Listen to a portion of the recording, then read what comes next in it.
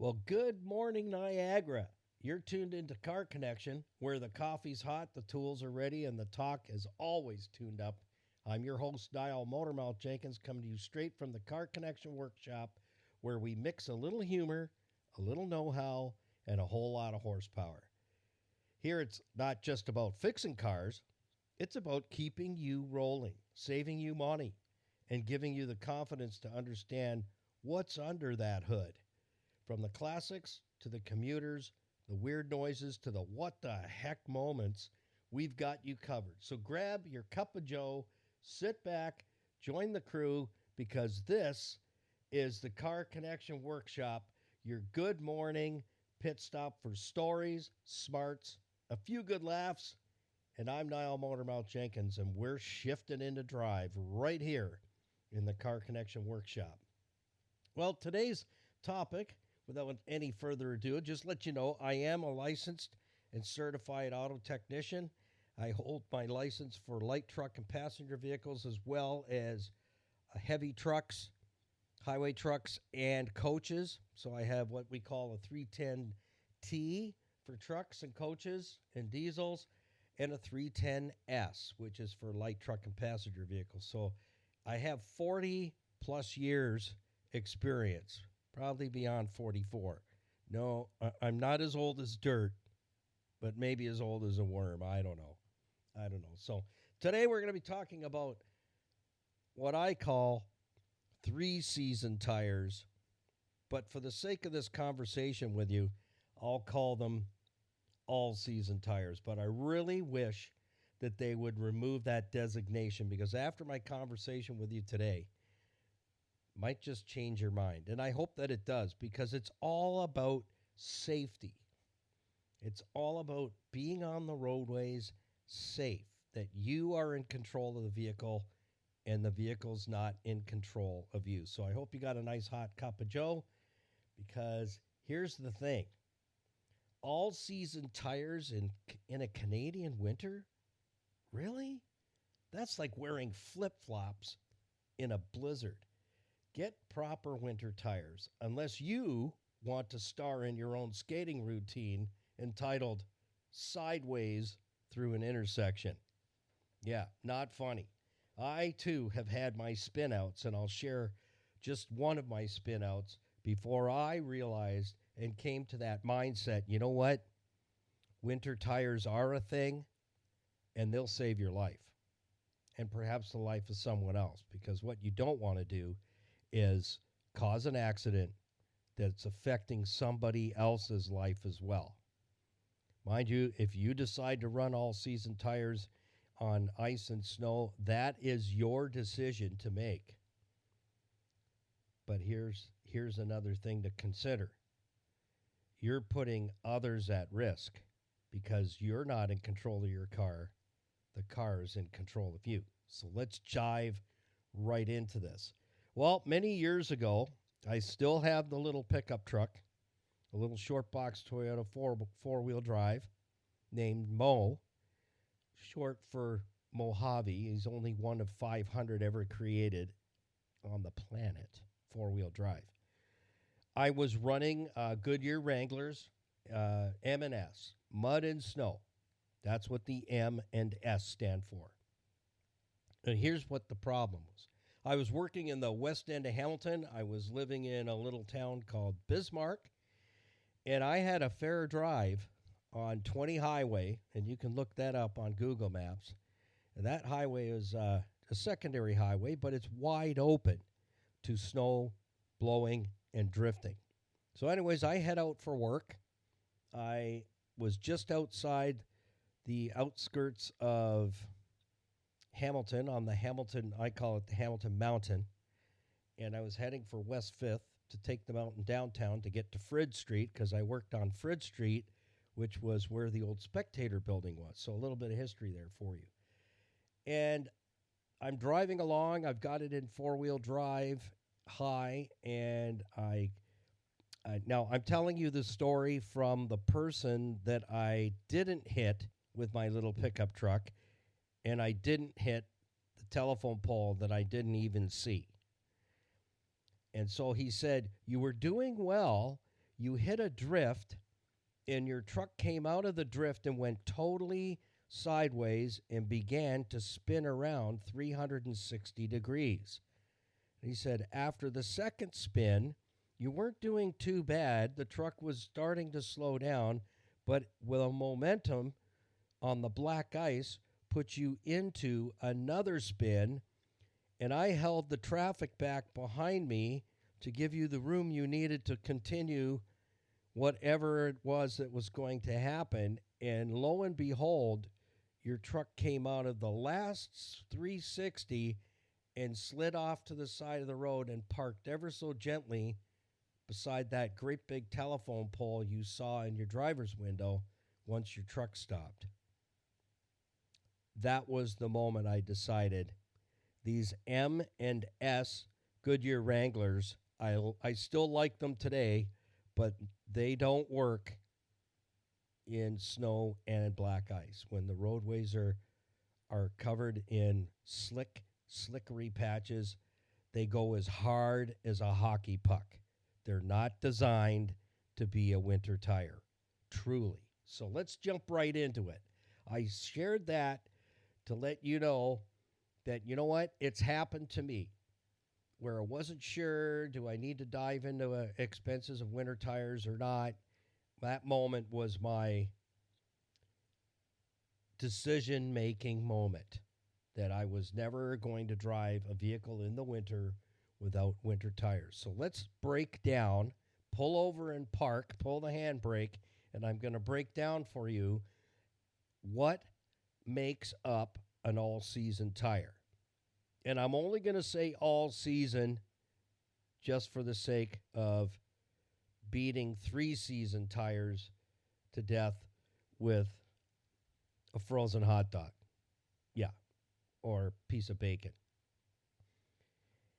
Because they're not 4-season. And I'm going to say this. Insurance companies are looking to you to get in touch with them to let them know that you have all 4 tires on your vehicle are winter tires to get a discount.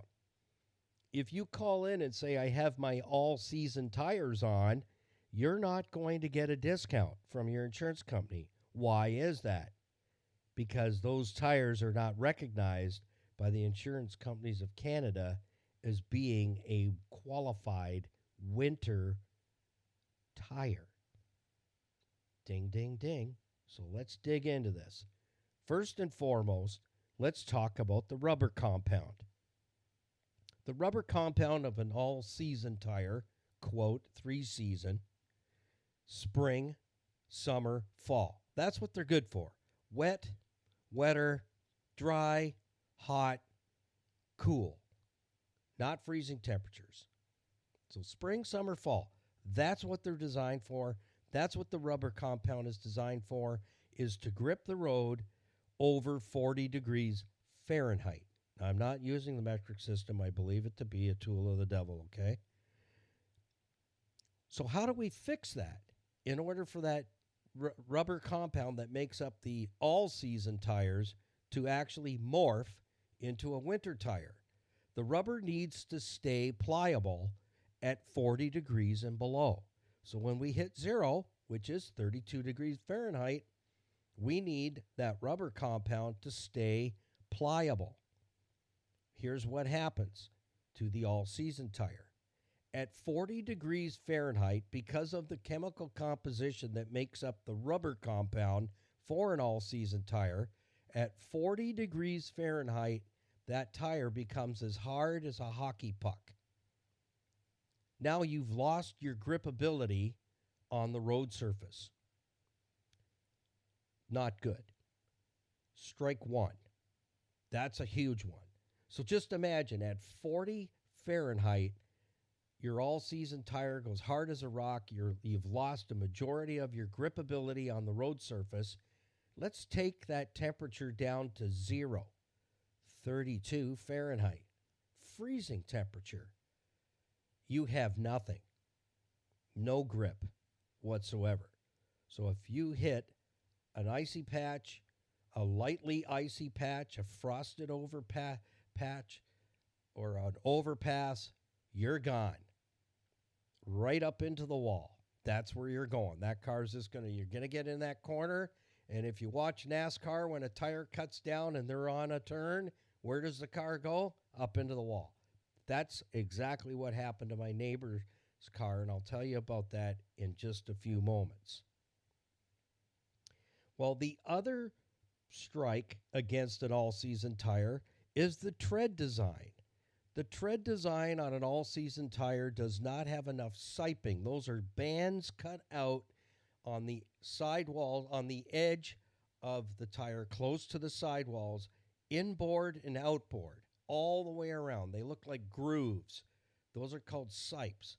And then a much more aggressive tread design designed for the tire to squish what's beneath the tire as it gets down to the road surface out and clear the tire of any ice or snow or debris. That's a winter tire that I just described to you. You look at a summer tire, an all season, you don't have an aggressive tread pattern, although there may be some. Somebody's going to say, well, my tires look pretty aggressive, but there's still a summer rubber compound. Spring, summer, fall.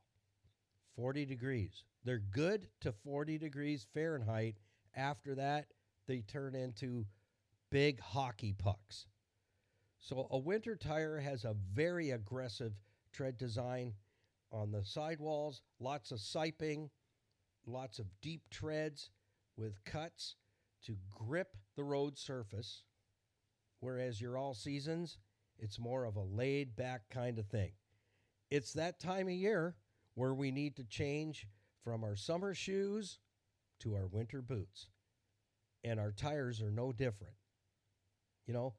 I don't know if you're a dress shoe kind of guy or gal in the summer, but there's a time that those have to be put away, and you got to get out your winter foot warmies that have grip so you don't land on your backside and hurt something badly. Yeah. Had that happen. Yeah, you got to make sure you got really good winter shoes and boots that work, that grip the surface. So how do we turn that tire I just described to you?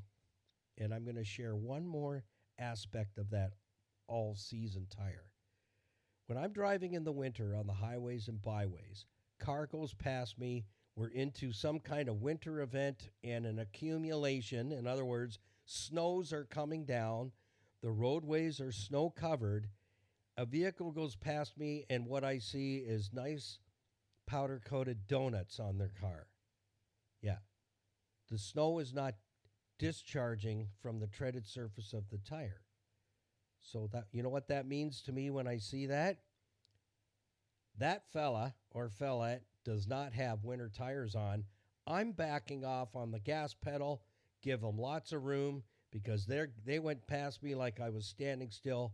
They're going to do a 360. They're going to be in the ditch somewhere. And I can't tell you how many times I've seen that and pulled off and said, hey, you all right? You got somebody coming? Yep, okay. Take care. Yeah, when I see that, I know they're riding on summer tires because the treads do not squish the material off the road surface away from the center and the surface of the tire. It gathers the product and it just mounds up. It does eventually spit some of it out, but now you've lost all your gripability. The tire's too cold. It can't grip the road surface. The tread design is not clearing itself, so you've got skis on your car instead of tires. Not good. If I get behind someone who has a pickup truck or a vehicle with snow tires on, do you know what I see? Rooster tails of snow and slush coming off of the backside of the tires, spraying my windshield if I'm too close. That's what I want to see.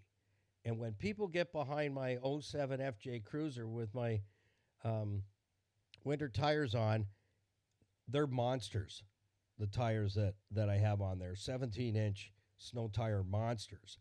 And they spit a really big rooster tail. And most people, I see them back off because it's just coming off the tire at the back and it's spraying them, whoever's behind me. So they got to back off. That's what you want. But now let's talk a little more about winter tires. So the chemical composition that makes up a winter tire is that it stays soft and pliable and smooshy. Yeah, cuddly. Maybe not so much.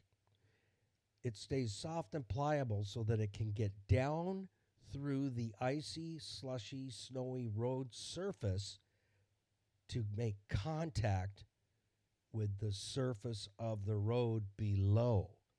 And how does it do that? Number one, it remains pliable at minus temperatures, always. Number two, it's got the tread design to clear itself. Whatever gets in the treaded surface, because of the aggressive tread design and the siping on the outsides of the tires near the sidewall, the tires clean themselves so that they can get down to the surface of the road and hug it and hang on. And they're designed to get you over ice, snow, black ice, frost, accumulation, slush. It's tricky in ice rain, that I will say. You do have more gripability with the winter tires on a ice-covered roadway, but if it's ice rain, man, you know what? Having winter tires does not make your four-wheel drive, all-wheel drive. Sometimes it drives real-time all-wheel drive traction control. You are not infallible. What does that mean? Just because you're running winter tires doesn't mean all those types of traction control devices are going to save your bacon if you're driving like an idiot on hazardous road conditions. So I'll say this, back off, give the road crews the opportunity to do what they do best, clear the roadways to make them safer for us, but also slow down, change your driving habits to match the vehicle and its road conditions that it's driving on. That's it. Having winter tires doesn't mean you can still do 140, 130, 120 on a hazardous road condition surface. Doesn't work. You might get away with it for a while, but there's going to come that moment when today's the day when you're going to learn just because you have winter tires doesn't mean and give you a ticket to drive like an idiot. All right? And I'm saying that in love. Don't. You're putting others at risk, not just yourself. You don't mind if I have a little swiggy of coffee, do you? Yeah, a cup of Joe's screaming at me here. A new one. I love my coffee. I don't drink too much, but not too little. Just the right amount. Absolutely. Absolutely. So where do we go from here? Well, you need to do your own homework. And there are some really good tire salespeople out there. And if you had an opportunity, you could ask my neighbor, who one year he decided, I told you I'd tell you another story. He has a Subaru, and it's got one of those traction control ditties in it, whatever one the manufacturers put in there. He decided to give away his winter tire set, which were on rims, to a neighbor's kid who also had a Subaru. And they were really good. That was a great winter tire package. He listened to a tire salesman who said, "Oh, we have this new tire out. It's good for winter and summer. The tread design and the rubber compound will get you through both seasons. You don't need to buy a winter set of tires." So he decided to go for it. The salesman gave him the big pitch and sold him on it. So he bought a set for his car and for his wife's Subaru. And down the road they went. And he put the car right into the guardrail. It was coming out of Niagara Falls on the 420 heading for Fort Erie. There's an overpass there, and it's a really tight curve. He got on there, and bam, the car broke free on some black ice. It hit the front on the passenger side, then it hit the back, then it hit the front, then it hit the back. The car was a wreck. And the suspension and steering was big money. And so I didn't know that's what had happened. I just knew his car was gone for quite a while. And we were chatting, and he mentioned these tires back in the fall and that he was going to put them on. And I said, "Are you sure you want to do that?" And he goes, "Well, the sales guy said blah, blah, blah, blah, blah." Good sales pitch. Managed to sell 2 sets. So in the spring, I said, how did those tires do in the winter? Not good. I racked up my car. Then he told me how it happened. So he said, not very good, and they were very pricey. I should have stuck with my winter tire set on rims. I didn't have any issues with those tires. But these ones, I thought I was good, and the car just went right up into the wall. Scraped the whole side of the car, pounded front, pounded the back. He said thousands of dollars of damage, and the front end was a mess. Steering suspension smashed on the front. It was bad. He paid for it out of pocket to avoid the insurance premium going through the stinking roof. So when you're going out there to Winter Tire Shop, don't listen to anything other than, "I want winter tires, fella. That's what I want." That they're rated specifically for winter for your automobile. Size, structure, everything. Do not settle for a tire that, it's going to be good for summer and winter. Not true. Don't get taken in by that. Do your homework. Shop online. Take a look at what's out there.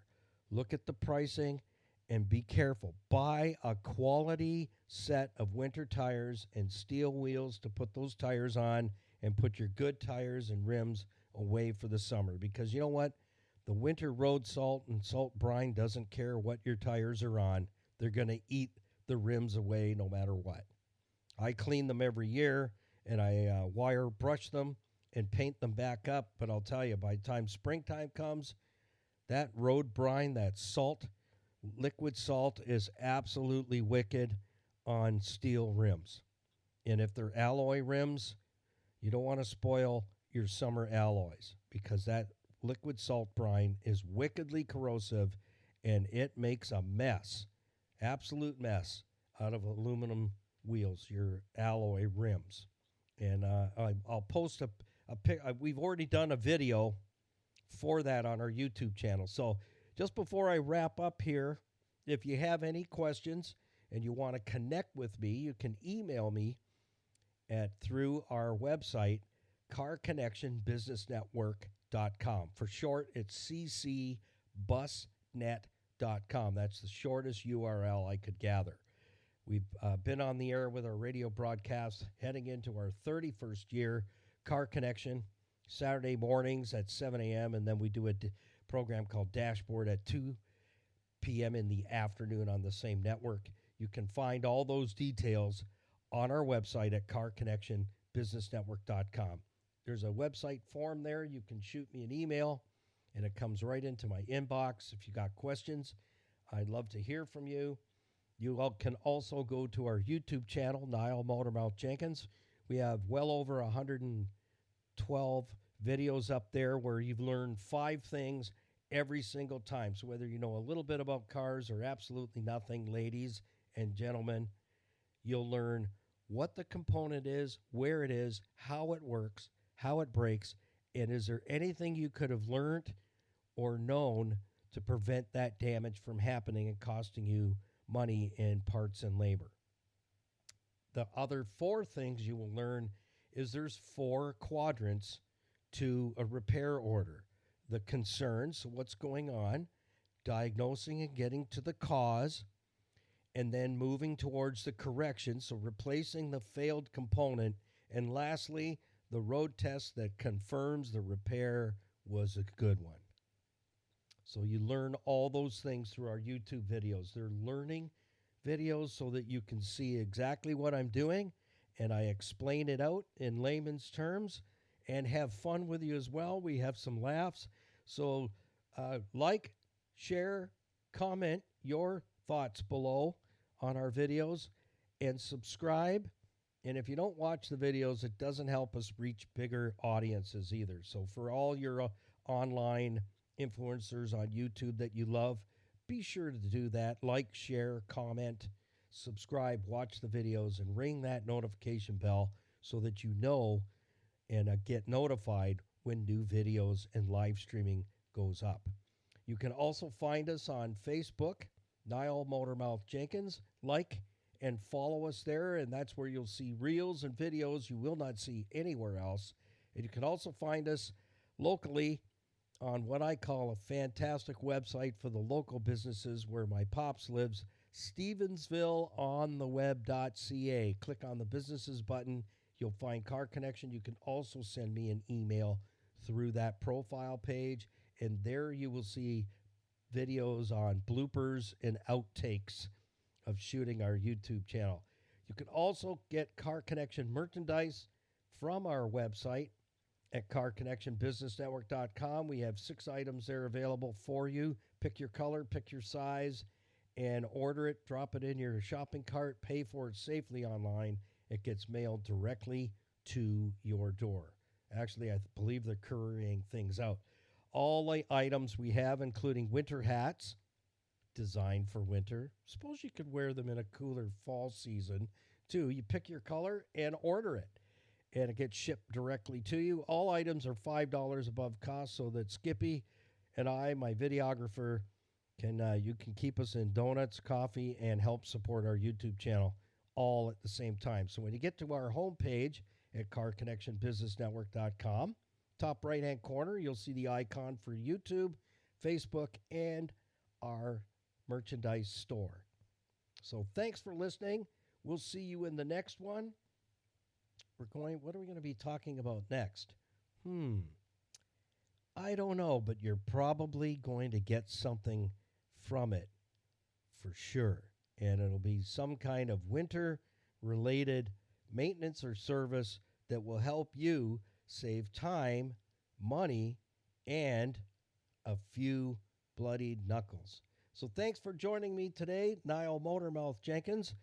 You'll find all the information on everything that we have available to you in the description box on our YouTube channel for each and every video. The radio station where we broadcast on Saturdays, tools, equipment, and some links to our website. Everything is always in the description box for you to connect with us in the description for every single YouTube video. So keep it under 100 and put that coffee on, because I'm coming to your house.